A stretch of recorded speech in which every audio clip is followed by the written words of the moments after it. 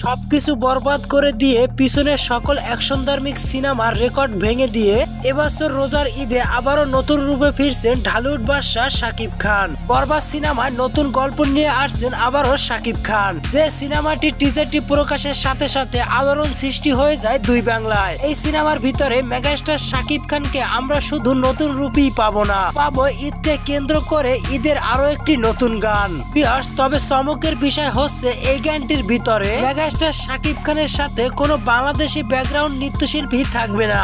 এই গানটির ব্যাকগ্রাউন্ডে শাকিব খানের সাথে এক ঝাঁক বলিউডের নৃত্যশিল্পীরা থাকতেছেন এবং গানটিও তৈরি করা হয়েছে একদম নতুন রূপে।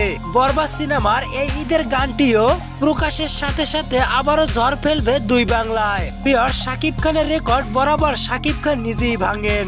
এবছর ঈদেও তার ব্যতিক্রম হবে না। শাকিব খানের ক্যারিয়ারে সবচেয়ে বিগ বাজেট এবং আয়কৃত সিনেমা হলো তুফান। সেই তুফানকেও টপকিয়ে বরবাদ হবে শাকিব খানের ক্যারিয়ারে বিগ বাজেট এবং 100 কোটি টাকা ক্লাবের ইন হওয়া সিনেমা।